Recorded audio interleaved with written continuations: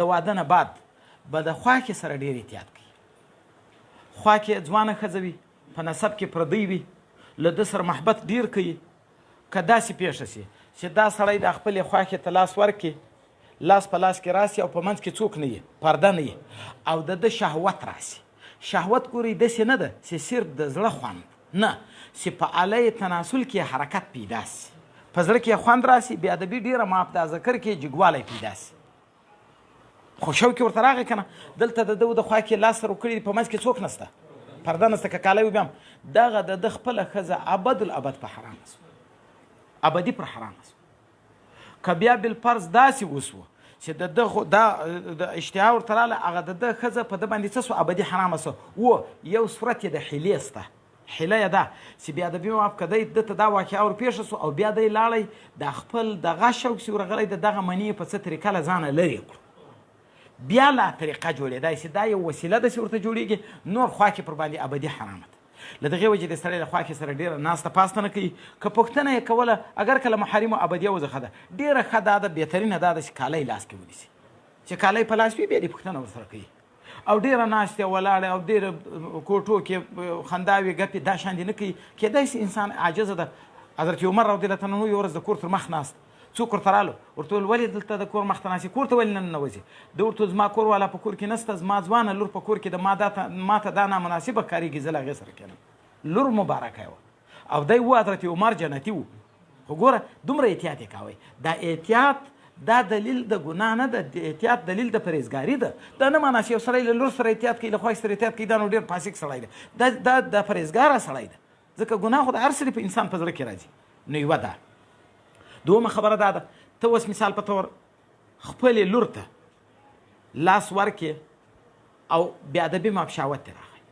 یو سړی په حالت شهوت کې ده، لور ته د ښه یې پېژني، لاس یې ورکوي، په منځ کې پرده نسته، شهوت یې ورته راغی. چې شهوت یې راغی، په دغه د خپله ښځه ابدي پر حرامه سوه. حتی په کور کې په دا کوټه کې لور سره پرته ده، ښځه هم پرته ده. زموږ ستاسې دا پښتنو خو یوه کوټه یي، لور یې غټه ده، د لسو کلو څخه تېره ده، دی ولاړ سئ د خپلې ښځې سره د نزدېکت اراده لري، نزدېکت یې توره شپه ده، لاس یې په لور ولګېدی، په منځ کې کالی نسته، یا لاس پر لاس ور ولګېدی، یا لاس پر پښه ور ولګېدی، یا لاس په مخ ولګېدی، په منځ کې کالی نسته. د ده فکر دا ده چې دا مې څوک ده، کور والا ده، په خبر هم نه ده، شهوت یې راغی. شهوت دا معنی په زړه کې هم شوق راغی، په آله کې هم غټوالی راغی، آله تناسل کې غټوالی راغی، ښځه ابدي پر حرامه سوه. خو دا لور به حد اشتها ته رسېدلي، دا نور لسو کلو ته به رسېدلي. نو که په ویښه و، په پوه هم و چې دا مې لور د لاس یې ورکوي، شهوت یې ورته راغی او په آله کې تناسل کې زیاتوالی راغی، هم ښځه په حرامېږي. که ورته معلومه نه وه، په ناخبرتیا کې شهوت ورته راغی، هم ښځه پر حرامېږي. خو په دې شرط چې لور به څو کلو ته رسېدلي، نهو لسو ته حد اشتها به وي. نو مناسبه دا ده سړی له لور سره هم ډېره بېباکي ونه کړي. انسان عاجزه ده، کله بې ځایه شهوت ورته راسي. له چا سره دې هم ډېره بېباکي په کوټه کې دې هم باید سملوي نه. انځور یې ده، خپل انګور یې ده، انګور یې لاس ورکوي، اوس پوښتنه ورسره کوي.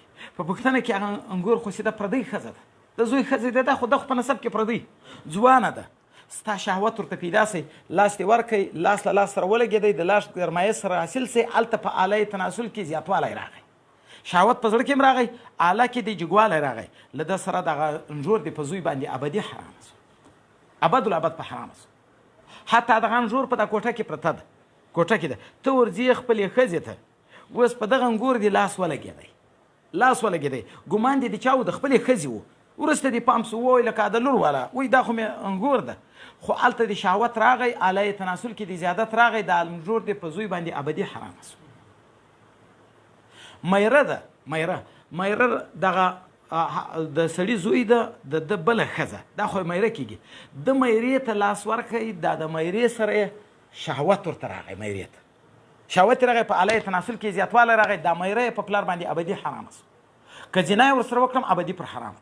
حتی که د میرې و ده ته شهوت راغی، و چا ته راغی؟ دا بنځي ته شهوت راغی، او مثال په طور د شهوت مسله یې زیاته سوه، نو د دې دپاره هم دغه میره پر دا پلار باندې څه سوه؟ ابدي بیا پر ده باندې حرامه سوه. نو سړی دې په دغو شیانو کې لږ احتیاط کوي. دا نژند دې په کورو کې دا خسر یې ده، کله کله ما داسې ما اورېدلي دي په خپله، دا د نژند دې راولاړې سي، خسر یې لږ صورت یې خوږېږي، ستړی د راسي، دا ورته راسي چاپي کوي. چاپي کول پېژنئ؟